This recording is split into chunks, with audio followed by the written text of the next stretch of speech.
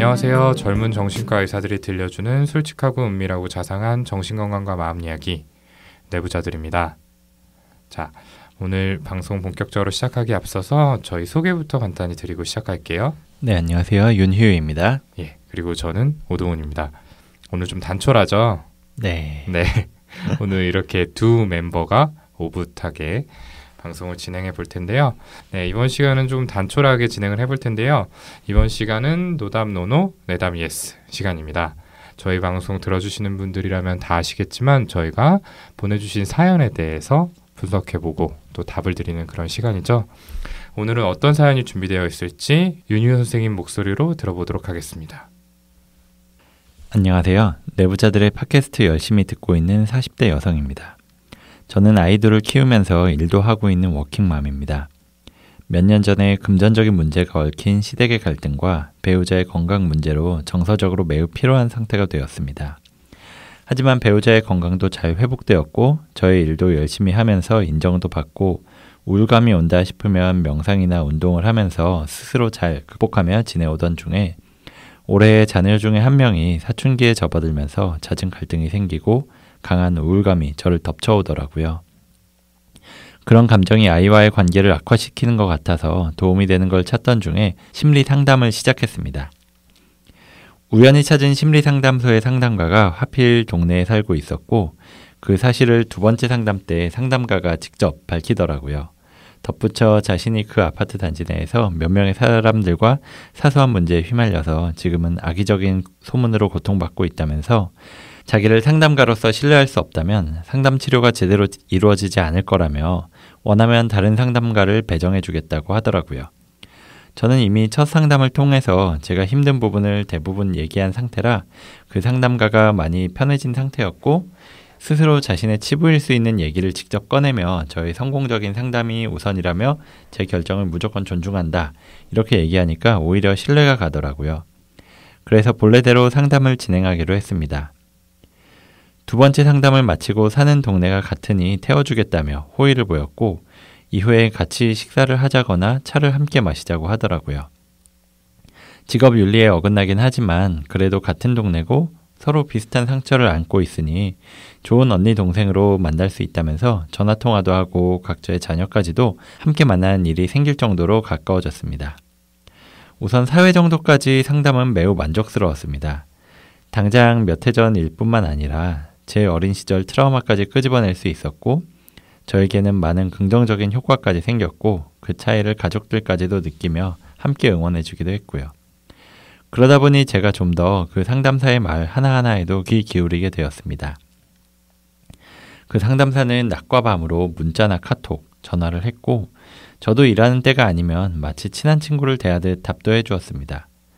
어떤 때는 새벽에 전화가 와서 자기가 휘말렸던 일에 대해서 얘기를 하고 그것 때문에 얼마나 힘든지 토로하면서 울기도 하고 자기 가족에 얽힌 상처들도 몇 시간씩 얘기하기도 했어요. 그런데 제가 위로해주는 말에 힘이 된다고 하고 매우 현명하고 좋은 사람이라며 칭찬을 해주고 존중을 해주니 저로서는 뿌듯한 것도 있었습니다. 어느덧 서로의 집도 공개하게 되었고 일밖에 모르는 남편 때문에 자기는 늘 외롭다며 자주 절 집으로 초대했어요. 저보다 나이가 몇 살 더 많았고 어쨌든 상담가와 내담자로 만났기 때문에 상담가가 자꾸만 우린 친구라며 강조했지만 분명 상하관계는 존재했던 것 같아요. 그렇게 사이가 가까워지면서 저는 점점 더 그 사람의 명령과 비슷한 말들에 흔들리기 시작했어요. 와라, 가라는 기본이었던 것 같아요. 제가 본래 남에게 노를 잘 못하는 성격입니다. 무리한 부탁이어도 내가 좀 고생하는 게 낫겠다 싶으면 제 손해인 줄 뻔히 알면서 남의 부탁을 들어주는 편이고요. 그런데다 상담가와 내담자 혹은 언니 동생 관계로까지 얽히니까 나도 모르게 그 사람 말을 따라 움직이더라고요. 하지만 늘 저를 특별하게 생각하다거나 아니면 제가 현명하다며 사소한 일에도 제 의견을 물어주고 매일같이 제 기분을 물어주고 챙겨주니 싫지만은 않았던 게 사실이었습니다. 그렇게 2개월여를 상담실보다 밖에서 만나는 횟수가 배 이상 많아졌고 정말 거의 매일 얼굴을 보는 정도의 수준이 되었을 때 어느 날 제가 직장에서 있었던 일을 토로하면서 일과 양육을 동시에 하려니 정말 힘들다 이렇게 투덜거렸더니 역시나 퇴근 후에 자기 집에 오라는 거예요. 뭐 맥주 한잔 하자면서 말이에요. 그날 그 사람은 3, 4시간에 걸쳐서 제게 비난을 쏟아냈습니다. 돈이 그렇게 궁하냐? 자기 자식도 못 돌보면서 남의 자식 가르치는 일을 하냐? 뭐 이런 말부터 시작해서 본인이 잘 알지도 못하는 제 남편 얘기까지 꺼내면서 제 전체적인 인생이 낭비였다면서 이젠 제대로 결정을 하고 살아야 된다며 자기 능력이 없어서 파트타임 상담 일만 하고 있는 줄 아냐며 굉장히 폭력적으로 훈계를 했습니다. 마지막은 그럼에도 불구하고 이젠 자신이 곁에 있으니 안심해라. 앞으로 다 잘 될 거다. 이런 얘기로 말을 끝냈습니다. 그러면서 화를 내서 미안하다고 하더라고요. 그 일이 제겐 너무 혼란스러웠습니다. 너무 일방적인 언어폭력이었고 제게는 얘기해야 할 기회도 주지 않고 코너에 몰아넣고 온갖 비난을 퍼부어대는 느낌이랄까? 하지만 어쨌든 그 당시에 이 사람이 제게 특별한 애정을 가지고 친가족보다 나를 더 아끼면서 분명히 뭐 상담 공부를 한 전문 상담가로서 내게 득이 될 이야기를 한 것뿐이고 뭐 그걸 받아들이는 내가 너무 감정적으로 예민해서 힘든 것이다. 이렇게 생각하면서 며칠을 자책하고 스스로 돌아봤습니다. 하지만 아무리 생각해도 득이 될 이야기를 하더라도 전달 방식이 틀렸다라는 생각이 들어서 정말 친한 오랜 친구에게 조언을 구했습니다. 그랬더니 그 친구가 아니, 세상에 어느 친구란 사람이 다른 친구의 삶을 싸잡아서 비난을 하냐 이러면서 삶을 대하는 방식이 다름을 이해하지 못하는 그런 사람이 어떻게 상담을 하냐면서 오히려 더 화를 내더라고요.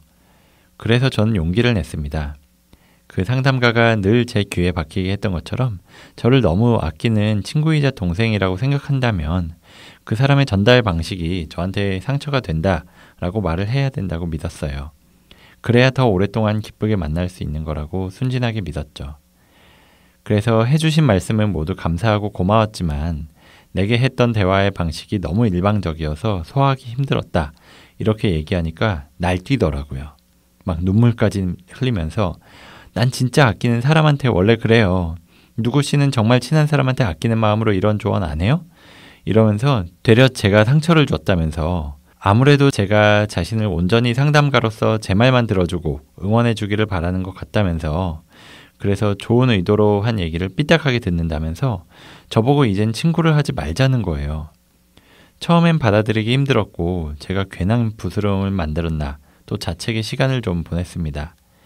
이젠 친구하지 말자고 상담실에서 상담가 내담자로만 보자면서도 또 우연히 길에서 만나거나 하면 전같이 저한테 친한 척을 하고 뭐 차 한잔하고 밥 한 끼 하자고 권하기도 하고 자기 아이일로 제 의견을 묻고 싶은 게 있다면서 누구시는 현명하니까 이러면서 아무 일 없다는 듯이 전화하기도 해서 좀 의아했습니다.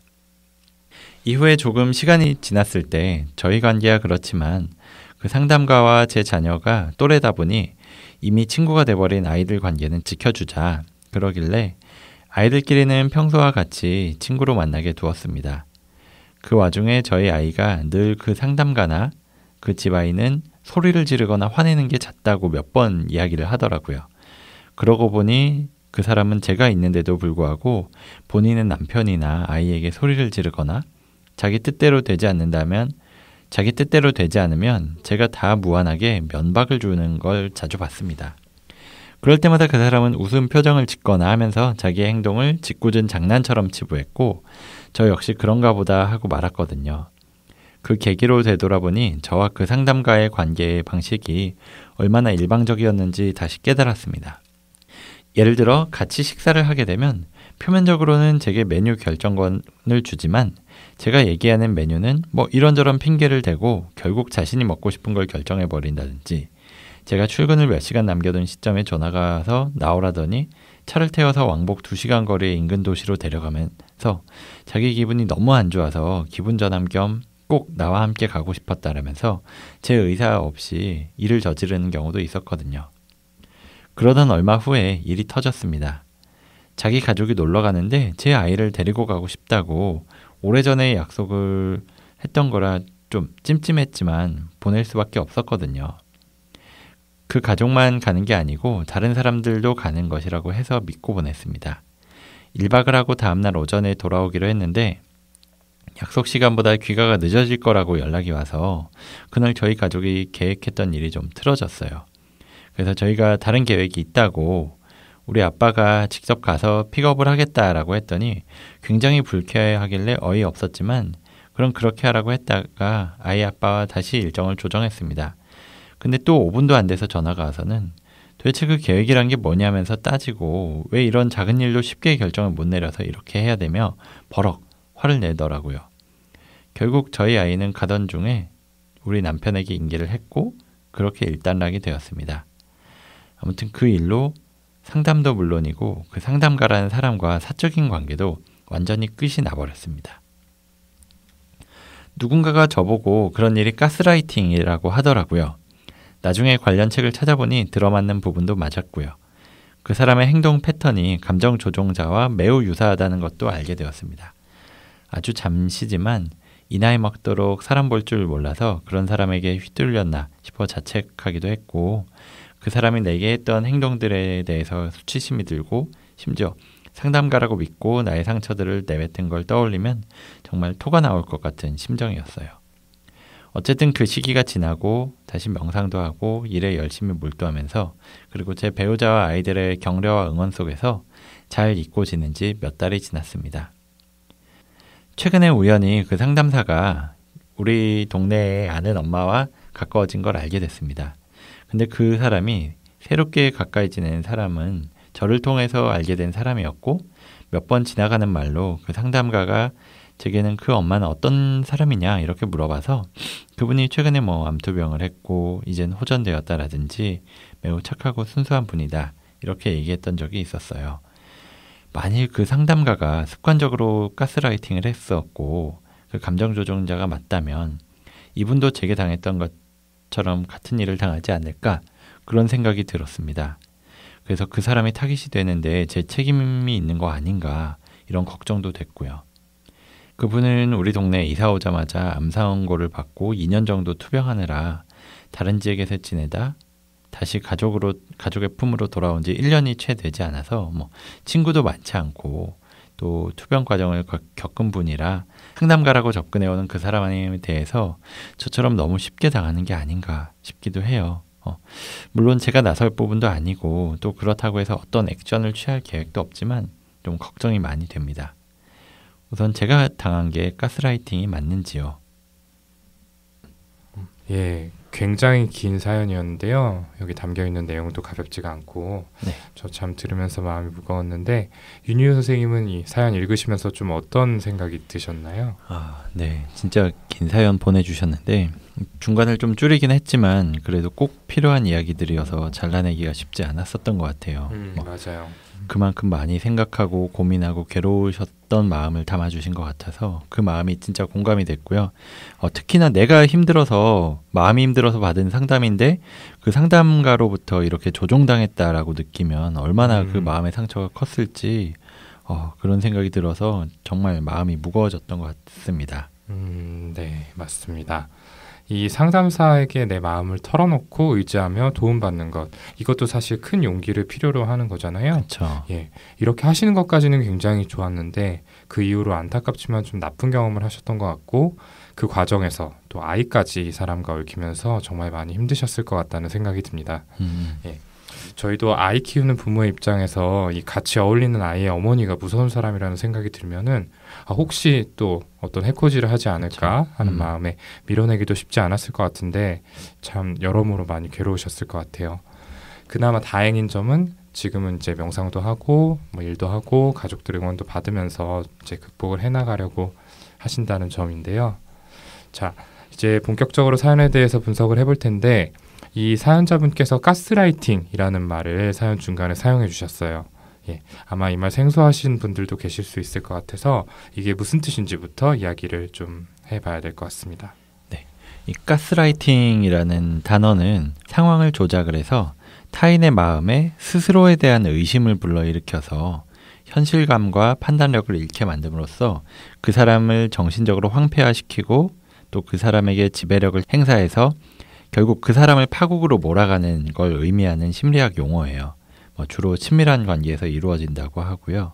이 가스라이팅을 구사하는 사람들은 상황 조작을 통해서 상대방의 자아를 흔들어서 자신의 영향력을 증폭시킨다고 하고요. 이를 통해서 상대방을 자유자재로 가지고 놀 수 있고 또 그 사람이 가진 뭐 재산을 탈취한다든지 이런 일을 저지를 수도 있고요. 그리고 이 가스라이팅의 피해자는 자신에 대한 신뢰감을 잃어가게 되고 마지막에는 자존감이 무너지게 된다고 합니다. 그래서 이 가해자들은 상대방의 공감 능력을 이용해서 상대방을 통제하고요. 이 동정심을 이용해서 타인을 조종하는 뭐 소시오패스 같은 경우가 예가 될 수 있다고 합니다. 그러니까 스스로에 대해서 내가 어떤 올바른 결정을 내릴 거라는 신뢰감이 없어지는 거죠. 그쵸. 그러니까 그 조종하는 사람에 대해서 좀 더 의존하게 되고 그쵸. 이제 뭐 악순환의 고리를 타게 되는 것 같습니다. 자, 이 가스라이팅이라는 말의 어원은 1938년 패트릭 해밀턴이라는 사람이 연출한 연극 가스라이트에서 유래했다고 합니다. 이 연극의 내용을 간단히 요약하자면 잭이라는 남성이 등장을 하는데요. 이 자기 아내 벨라를 억압하는 이야기입니다. 그러니까 잭이 보석을 훔치기 위해서 이웃집 부인을 살해하고 보석을 찾기 위해서 가스등을 켭니다. 그런데 당시에는 가스를 공유해서 썼기 때문에 한 집이 가스등을 켜면 다른 집은 가스등이 어두워지는 그런 형태였다고 해요. 그래서 자기가 가스등을 켜는 걸 들킬 것을 염려한 잭이 집안의 물건을 숨기고는 벨라가 물건을 잘 잊어버린다라고 호통을 치기 시작한다고 합니다. 이 벨라 스스로 자신에게 뭔가 문제가 있다 이렇게 생각하게 만들기 시작을 한 거죠. 이제 그런 뒤에 본격적으로 잭은 윗집에 올라가서 가스등을 켜고 집을 뒤지기 시작하는데 그럴 때마다 벨라는 집에 가스등이 어두워지고 위에서 시끄러운 소리가 난다라고 이야기를 하죠. 근데 거기에 대해서 잭은 네가 너무 과민 반응하는 거야 라며 오히려 벨라를 정신병자로 몰아세우게 됩니다. 처음에는 의아해하던 벨라는 나중에는 점점 더 자신에게 문제가 있다라고 생각하고 무력감에 빠지게 되고 자신을 지적하는 남편에게 더 의지하면서 결국에 자아를 잃고 망가진다는 내용입니다. 여기서 잭이 벨라를 심리적으로 몰아가고 이에 벨라가 수긍하는 행태를 심리학적으로 정리한 것이 바로 가스라이팅이라고 할 수 있겠습니다. 네. 정리하자면 이 가스라이팅이라는 건 어떤 사람이 다른 사람한테 당신의 생각은 틀렸다. 내 의견이 맞으니까 내 의견을 따라라. 이렇게 만드는 것인데요. 뭐 그 정의가 좀 모호하다 보니까 뭐 어떤 수준의 행동까지가 가스라이팅이라고 볼 것인가 여기에 대한 논란이 좀 있긴 합니다. 뭐 원래 성격이 자기 의견을 강하게 내세우는 사람이 뭐 옆 사람한테 심하게 어필하는 거라든지 아니면 뭐 회의에서 어떤 안건을 통과시키기 위해서 다른 사람들을 강하게 설득하는 것, 뭐 이런 행위는 가스라이팅이라고 볼 수 없을 거고요. 여기서 중요한 건 이 가스라이팅을 시도하는 자의 의도라고 합니다. 그 상대방을 세뇌시킬 의도라든지 자기의 요구를 억지로 강요해야만 가스라이팅이라고 볼 수 있다고 하고요. 이게 의식적이든 무의식적이든 타인을 통제하고 지배하려 든다면 그게 가스라이팅이다. 이렇게 봐야 한다는 의견도 있습니다. 어쨌든 이 가스라이팅은 심리적인 폭력이자 학대고 특히나 가족이나 친구, 뭐 연인, 배우자 이렇게 친밀한 관계에서 많이 일어나는 문제이기도 하고요. 이게 의도하지 않아도 그렇죠. 가스라이팅이라고 표현을 해야 된다는 거죠. 어떻게 보면 무의식적으로는 의도하고 그렇죠. 있다면, 네. 그렇죠. 자기가 그러니까 그 의도를 인식하지 못한다고 해도 그렇죠. 그거는 이 가스라이팅이라고 명명할 수 있다라는 의미인 것 같습니다. 네. 예. 근데 이 마지막에 윤유 선생님이 가족이나 친구, 연인, 배우자 이런 친밀한 관계에서 많이 일어난다라고 얘기를 해주셨는데 이런 사이에서는 나도 모르는 채 어떤 생각을 강요당하기가 굉장히 쉽거든요. 뭐 가장 흔한 예로 자녀에게 자신의 가치관을 강요하는 부모를 들 수 있겠는데요. 무조건 좋은 성적을 받아서 명문대에 들어가야만 한다라는 생각을 아이에게 주입시키는 부모 이야기를 저희가 많이 듣곤 합니다. 근데 이때 아이가 뭔가 뭐 이를테면 자기는 친구들하고 어울려 노는 게 좋다고 한다든지 공부보다는 운동이나 예술 이런 것들이 좋다든지 이런 다른 의견을 내게 되면은 그 생각이 틀렸다라고 심하게 혼내기도 하고 어떻게든 그 생각을 바꾸도록 강요하고 다그치게 되는 거죠. 이러다 보면은 아이는 부모가 원하는 대로 공부에 매달리고 또 좋은 성적을 받아서 명문대에 갈 수 있을지도 모르지만 이러는 동안 아이는 자아가 제대로 형성되지 못해서 부모에게 의존적인 형태가 되고 이 부모가 원하는 바를 달성하지 못하면 스스로가 실패한 인생이다라고 생각하면서 굉장히 망가질 수 있습니다. 네, 여기까지 이제 가스라이팅의 개념에 대해서 저희가 설명을 드렸고요. 그렇다면은 이 사연자분께서 질문하신 것처럼 이 사연 속의 상담가는 사연자분께 가스라이팅을 한 걸로 볼 수 있을까요? 여기에 대해서 답을 드려야 될 것 같습니다. 네. 우선 저는 가스라이팅이 맞다고 봅니다. 뭐 물론 앞서 얘기한 대로 그 가해자의 의도가 중요하다고는 했는데 우리가 그 사람이 어떤 의도를 가지고 이렇게 했는지는 모르긴 합니다. 하지만 몇몇 단서들을 생각해보면 뭐 같은 동네 사람들한테 자기한테 안 좋은 소문이 퍼졌다라는 걸 스스로 알고 있고 뭐 상담가의 직업 윤리나 규칙과 어긋나는 걸 알면서도 그 선을 넘은 행동들을 자꾸만 하고 있다든지 뭐 심지어 나와 관계가 끊어진 다음에 다른 좀 취약할 것 같은 엄마하고 한테 접근을 해서 가까워지는 그렇죠. 이런 모습 같은 걸 봤을 땐 뭐 추측이긴 하지만 굉장히 의도적인 접근이라는 생각이 들거든요. 뭐 마음이 아팠던 나라든지 몸이 아팠던 다른 엄마처럼 뭔가 자신이 지배하기 쉬운 사람을 타겟으로 해서 움직이는 것처럼 보이거든요. 네, 네. 그렇죠. 이 사연 속 상담가가 솔직히 뭐 그런 의도가 있었는지 없었는지는 저희가 만나보고 이야기를 나눈 게 아니기 때문에 확신할 수 없는 게 맞죠. 그리고 한편으로는 이제 방금 말씀하신 이런 단서들이 어느 정도 명확해 보이기는 하지만 또 그 사람의 의식적으로 상대방을 지배하겠다라는 의도를 가지고 접근하는 소시오패스일까? 라고 질문을 던져보면은 조금 조심스러워지기도 하는 것 같습니다. 그렇지만 분명한 거는 이 사연자분께 굉장히 통제적이고 또 지배적인 행동을 했다는 거, 이거만큼은 분명하다라고 말할 수 있을 것 같아요. 그러니까 의식적이든 무의식적이든 어떤 이런 종류의 의도가 있었을 거라는 생각은 저희가 좀 해볼 수 있을 것 같고요. 그리고 이 가스라이팅에는 몇 단계 그 단계가 있다라고 하는데 요걸 또 얘기해 보다 보면은 이 사람의 행동이 거기에 들어맞는지 아닌지 저희가 판단을 할 수 있을 것 같습니다. 여기 대해서 좀 설명을 부탁드릴게요. 네. 그래서 이 가해자가 가스라이팅을 하는 단계는 4단계로 나뉜다고 합니다. 이 가해자를 기준으로 나누는데요. 네. 우선 첫 번째로는 관계를 형성하는 단계로 우선 피해자하고 밀접한 관계를 만들어 간다고 합니다. 뭐 가족이나 선생님, 뭐 친한 친구처럼 정말 가깝고 꽤 많은 라포가 형성된 사이에서 일어나게 된다고 하고요. 사연자분이 경험한 것에서도 굉장히 친밀한 관계를 만들기 위해서 여러 가지 행동을 한 것 같아요. 일반적인 상담사와 내담자 관계 같지 않게 사적인 관계를 맺고 뭐 같이 식사를 하고 차도 마시고 집에도 찾아가고 그리고 또 자기의 힘든 얘기도 막 오픈을 해가면서요. 그래서 이렇게까지 가까워진 다음엔 그 두 번째 단계인 하나씩 기억을 왜곡시키는 단계가 진행이 된다고 합니다. 이 피해자가 잘못한 걸 계속 강조해서 스스로가 판단력을 잃게 하고 자신이 대신 판단하고 결정하려고 하고요. 뭐 아마도 사연에 표현하지 않은 사소한 비판에서부터 또 중간에 사연자분이 일과 양육을 동시에 하려니까 힘들다라는 이야기를 했을 때 3-4시간에 걸쳐서 사연자분이 잘못하고 있다라고 굉장히 비난을 한 것도 뭐 이런 시도에 포함이 될 것 같고요. 그 밖에도 뭐 중간중간에 말씀하셨던 뭔가를 하려고 했을 때 왜 그걸 선택을 못하냐 결정을 못하냐 하면서 굉장히 몰아붙인 거 그러면서 비난을 한 이런 것들이 아마 포함이 될 것 같습니다. 근데 추측이긴 하지만 이 상담가가 좀 미숙한 사람이었거나 아니면 사연자분이 그래도 자아가 건강한 분이었기 때문에 이런 공격에 완전히 무너지진 않고 버티고 어쩌면 이 일을 통해서 상대방에 대한 의심이 생기면서 더 깊은 3-4단계까지는 들어가지 않았었던 것 같아요. 네, 맞습니다. 저도 윤윤 선생님 얘기에 동의하는데요. 이 시점에서 사연자분이 가까운 친구에게 이 얘기를 꺼내서 조언을 듣고 거기에 따라서 행동을 하셨다고 했죠.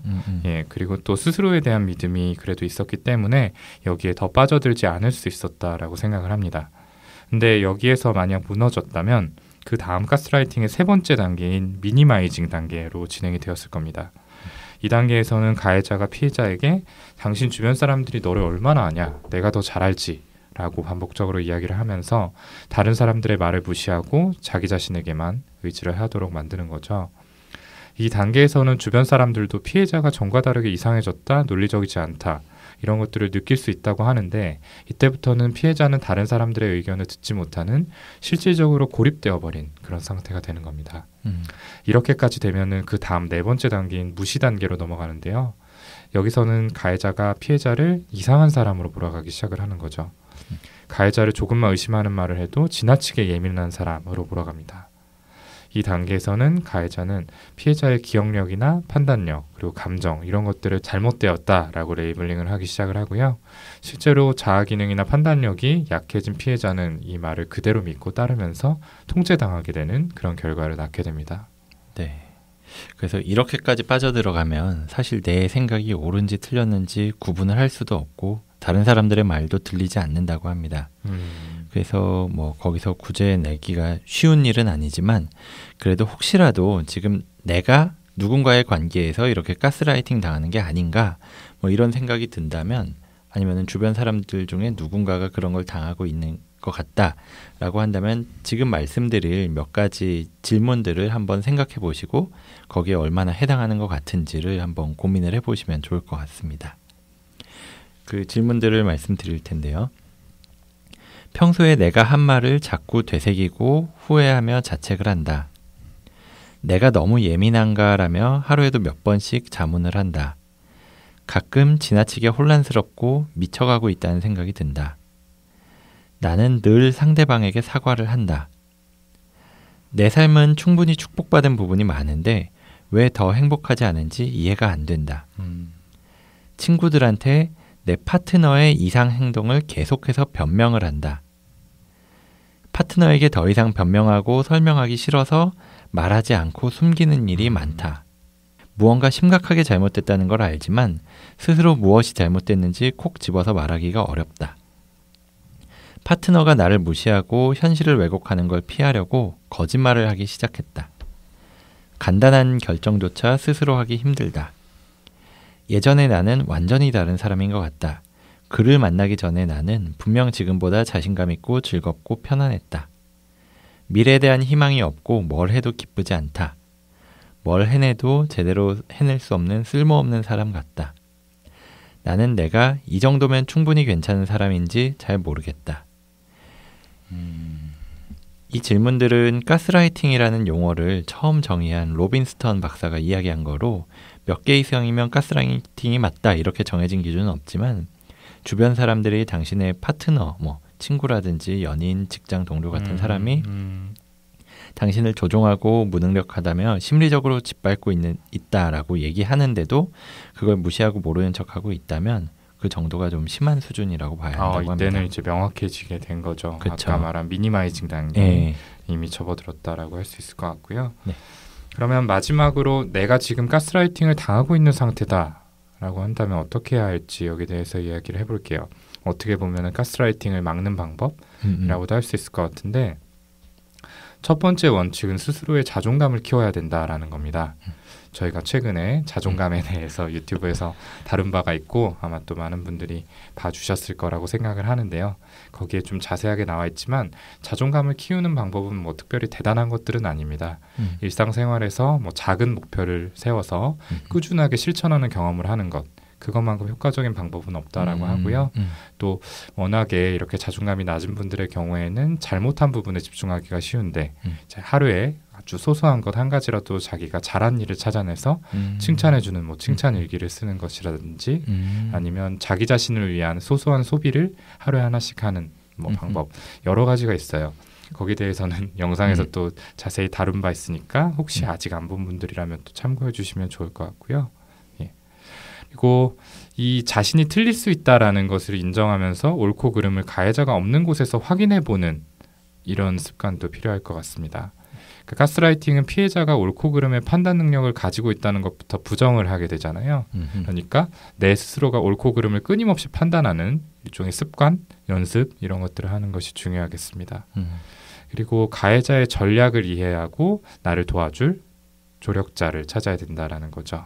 내 감정을 조종하려 드는 여러 가지 행동들을 논리적으로 따져보고 주변 사람들하고 이야기를 나누면서 가해자가 하는 행동이 어떤 우연이 아니라 하나의 전략이라는 것을 이해하고 객관적으로 평가하려고 해야 합니다.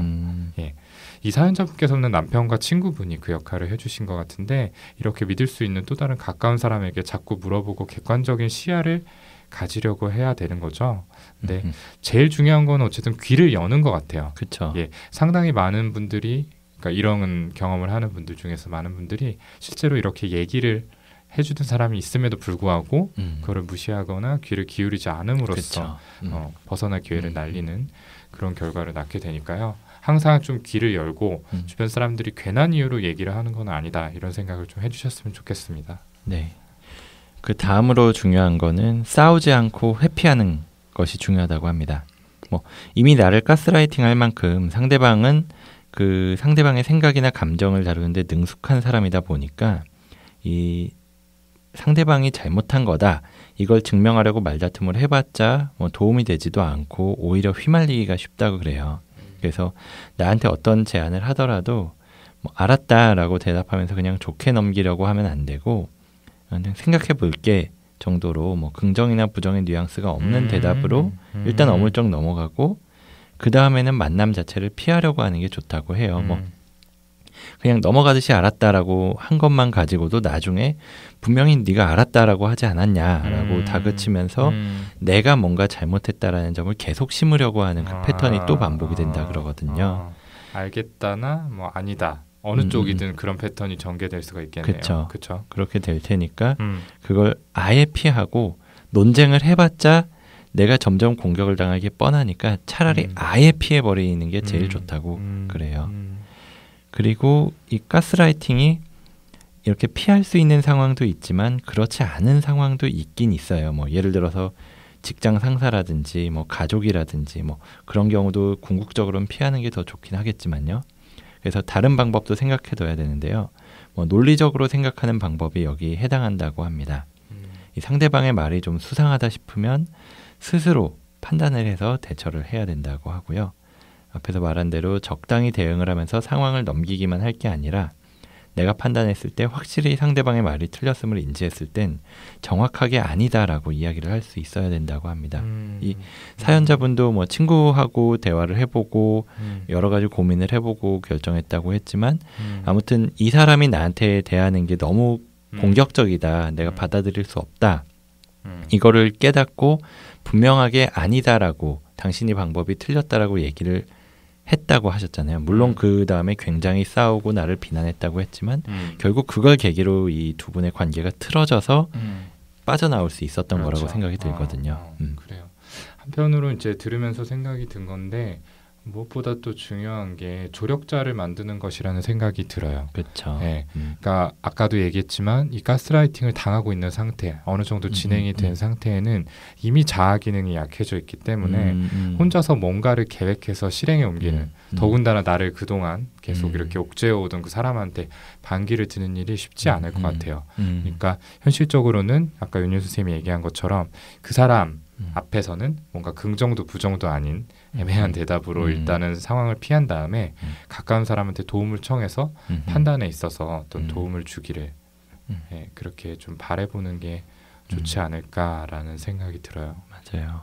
하필이면 이분 같은 경우에는 그 상대가 어떤 심리 상담가였던 게 문제인데 저도 지금 그런 생각이 들었어요. 보통 이런 경우에 누군가한테 내가 당하고 있다, 뭐 친구든 뭐 연인이든 가족이든 당하고 있으면 좀 상담을 받아봐라 이렇게 말씀을 드리고 싶은데 이분은 이미 그 상담가에게 너무 트라우마를 입으신 것 같아서 그런 조언을 하기가 좀 조심스럽긴 한데 다행히 그래도 이분은 뭐 남편이라든지 그렇죠. 가까운 친구라는 그런 생각해주는 분들이 있었죠. 조력자가 있어서 다행인데 뭐 그렇지 않은 경우에는 꼭 뭐 이분 같은 경우에는 좀 마음이 내키지 않겠지만 그래도 또 다른 상담을 받아보는 게 조금이나마 좀 도움이 될 수 있을 거예요. 적어도 객관적으로 바라보는 것 여기에는 도움이 꽤 크게 되거든요.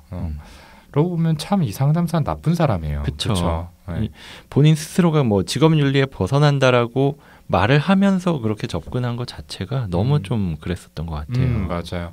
윤윤 쌤도 아마 경험 많이 해보셨겠지만 이렇게 꾸준히 상담을 하다 보면은 자연스럽게 저랑 상담을 하는 이 내담자분께서 나한테 좀 의지를 하는구나. 그쵸. 심리적으로 어떤 뭐 그게 크던 작던 약간의 의존이 생기는구나라는 걸 느끼게 되는 상황이 많이 있잖아요. 그렇죠. 예. 사실은 이렇게 상담을 받으려고 찾아오시는 분들은 굉장히 심리적으로 취약한 상황이기 때문에 그만큼 이렇게 뭔가 의도를 가지고 접근을 한다면 거기에 더 넘어가기 쉬울 수밖에 없어요. 맞아요. 예. 근데 이거를 알면서 이걸 직업으로 하는 사람이 이렇게 행동을 했다라는 거는 정말 나쁜, 용서하기 힘든 일이죠. 그러니까요. 네. 네, 좋습니다. 예, 조금 이야기가 길어진 감이 있나라는 생각도 드는데요. 워낙 또 긴 사연이고, 근데 이게 주변에서 일어날 수 있는 일이다라고 생각을 하다 보니까 저희가 또 감정을 이입해서 이야기도 하면서 얘기가 좀 길어지게 된 것 같습니다. 자, 혹시라도 이 방송을 들으면서 자신이 또는 가까이에 있는 누군가가 가스라이팅을 당하고 있는 것 같다면 오늘 방송에서 저희가 말씀드렸던 이 몇 가지 징후들을 확인해보고 궁극적으로는 자존감을 높이면서 가스라이팅의 덫에서 반드시 빠져나올 수 있기를 바랍니다. 예. 혹시나 내가 그런 걸까라는 생각이 든다면 주저하지 마시고 가까이에 있는 믿을 만한 사람에게 조언을 구하세요. 네. 그러면 저희는 오늘 방송 이 정도로 마무리 짓고요. 다음 시간에 더 흥미롭고 유익한 주제를 들고 다시 찾아뵙도록 하겠습니다. 감사합니다. 감사합니다.